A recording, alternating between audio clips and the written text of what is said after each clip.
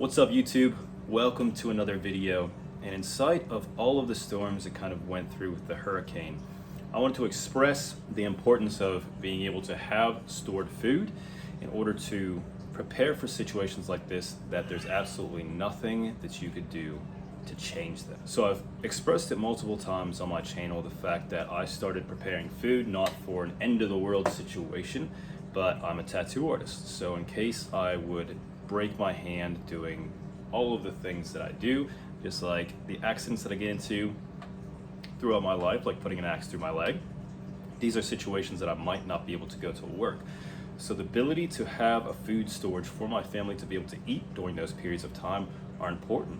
Or situations like this, to where power goes out from a storm, other things around that nature, being able to be prepared for these is why I do what I do.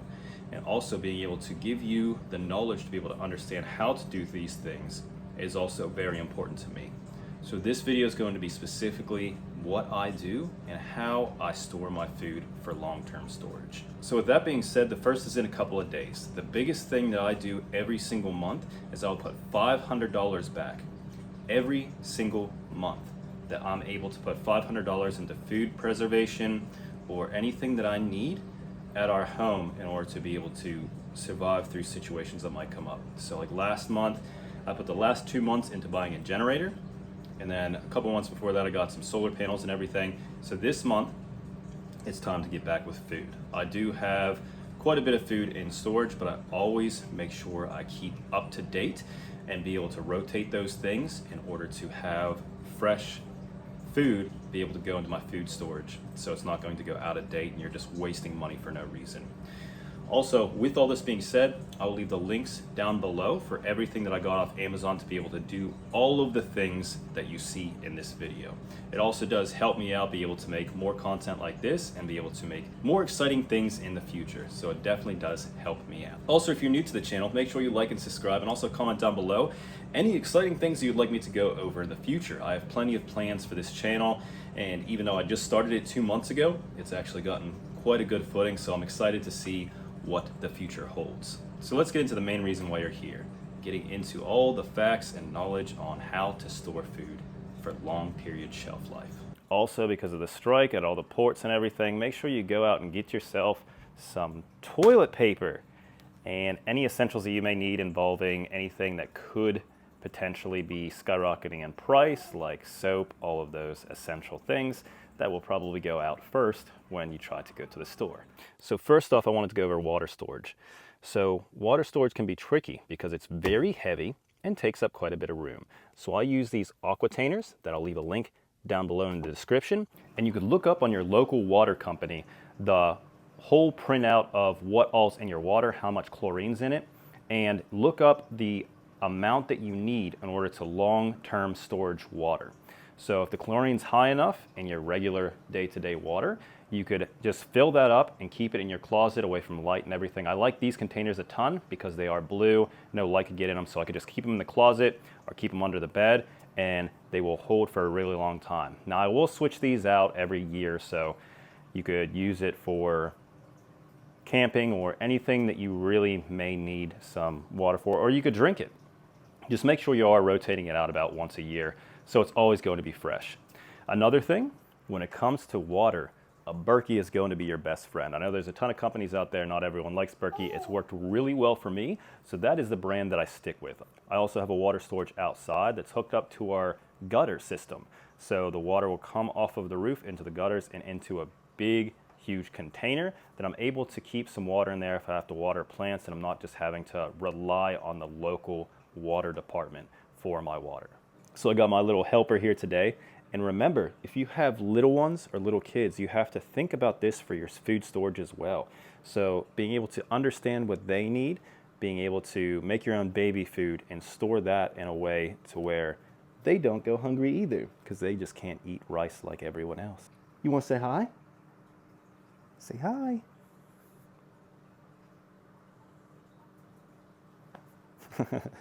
And for a couple other things that I do pick up whenever I am getting food is I want to think about being able to prepare it too. So I'll pick up a couple of these propane things to be able to put back in storage. And I do have a portable grill that I'll use for camping and everything. So I can just pop these in, and even if all the power is out, still able to cook on. And obviously I do have a fire pit that if it got too terrible, I could just cook on a fire. You know, like people have been doing for like ever. And also, don't lack on your canned food. Being able to get diced potatoes, canned corn, canned green beans, all of those things are really important to have on shelf.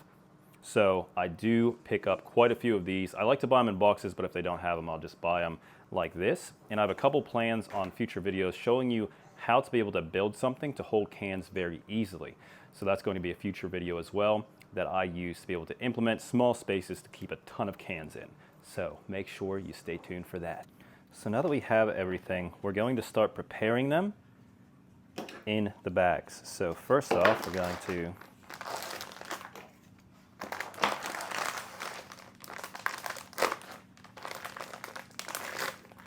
get these open. What I like to do before filling them up is put the information on the bags that you want. So we're going to do rice.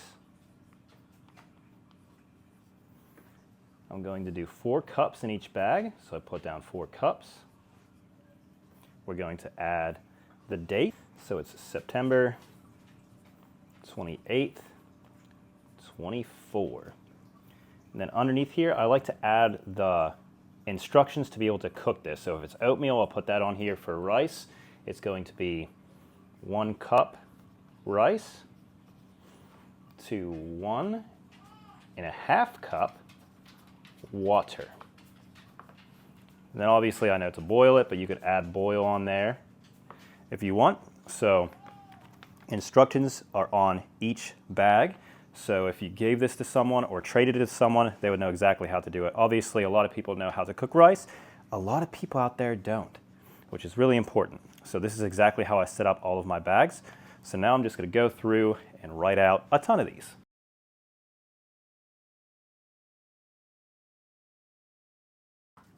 So now we're going to get to filling up these bags. So we're just going to use the instructions on the bag.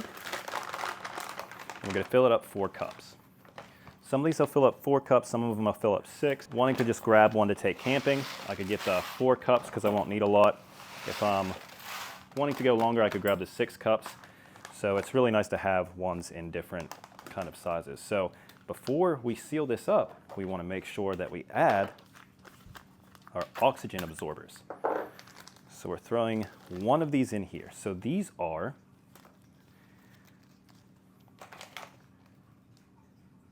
200 cc. So for a nylon bag this size, you will need about 150. So I just kind of round up and go to 2. This is a quart. So you could just throw one of these in there. And then I try to take all the air out I can and just seal it up like that for now. This isn't fully sealed. This is just set up for this part. Now we could just go through and fill up the rest of them. Another thing I would like to add is the fact that some people will freeze their rice, let it sit out, de-thaw, then freeze it again, and then go through this process. What I have found, and I've been doing this for a very long time, if you want to go through that process, that's fine. But with oxygen absorbers, if they are working correctly and they're completely sealed, then nothing can live without oxygen, right? So if there are the little insects and stuff in your rice, they will die. There's no need to freezing your rice and all that stuff if you do it this way. It works perfectly fine. So now, make sure you don't forget these or they will not seal up. So now we get to one of the most important parts. When you're using this, the biggest thing you want to look at is for food, you're going dry. For bag type, you have to go to thick. This is really important. If you don't, it will not seal up correctly and your food will go bad. So now all we have to do is place it on the strip right here. Make sure it's locked and you'll hear a click on both sides. Then you can hit seal. Then you could hit seal right here. You don't have to do vacuum seal because that's if you're taking the air out.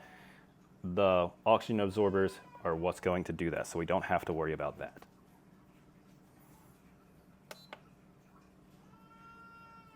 So now we are sealing. It'll take a couple of seconds when this stuff's blinking, and now it says complete, so we could check it. I like to check each individual one. It's not coming open. So this one's good to go. Now we could just do the rest of them. And another thing I found, if you're doing something like oats or noodles or something like that to where there's a lot of extra air, you might need to use 2 oxygen absorbers. So you're going to use 400 instead of 200. And another point that I would like to touch base on is you want to check your stuff in a couple days. Make sure that they are sealed up. It'll look like this. If it is not, then that means there's still oxygen on the inside. So like this one isn't sealed up completely. You could still see some oxygen like these ones. So what you're going to do in this instance, what happened here is the fact that the sealer did not seal them completely.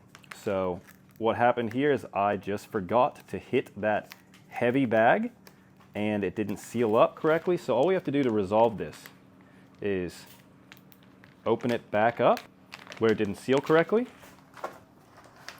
and put another oxygen absorber in there to be able to fix it. And you can see here, that's how easy it was to open this one. So I'm just going to pull it apart, put another oxygen absorber in there, take the air out again. Now this one's ready to be resealed. Now we're just going to put our bags into our containers. When you're done, just crank the top, seal it up, and this is ready to be put up. So I like to go doing these so it's not super heavy. You could throw these in a car if need be and take them wherever. So this is how I build up my food supply. I do this every single month so I could have a food supply in case something goes wrong, such as bad weather, power outages, something like that, or I hurt myself. So I'll always have food for my family to be able to eat. Also, you can see that there's no wrap on my truck right there. So I'm currently taking it all off and I'm going to rewrap the whole thing with this. What color? You'll have to stay tuned to find out. So make sure you like and subscribe. I'm going to show the full process of how I wrap my truck and show you all the updates. I got a new front bumper for it, rooftop rack, so I'm going to turn it completely into an overlanding truck for a ton of different reasons. Also, SRF, or Self-Reliance Festival, is this weekend, so if you're following me and are going to be there, come up and say hi. I'd love to meet you guys in person. Another thing I'd like to point out that I saw online that I really liked. I've been feeling pretty complacent lately. The fact that everything's going pretty well, and I don't necessarily like that feeling. It's something that, I like to be able to be prepared mentally for things to possibly go wrong and life occurrences that come up. So one thing that I saw online was the fact that getting yourself uncomfortable will help you kind of build up the mind fortification that you need in order to survive in situations like that. Fight, flight, or freeze. And something that I'm going to start implementing, I prefer to be warm. I like being warm. So getting myself in the cold. So I'm going to do some cold plunges, all those things, which I used to do quite a bit. And then, life kind of happened and I got out of it. So it's something I'm going to start implementing again so I can get that kind of spark in my brain once again. If you like the cold, get yourself in a sauna. It'll help you kind of be able to understand all of your senses, your fight, flight, or freeze reflexes that are in you because of biology, and be able to understand them to be able to help conquer and understand what you have to do in case a life-threatening occurrence comes up. And as always, stop bitching and complaining and start prepping and training.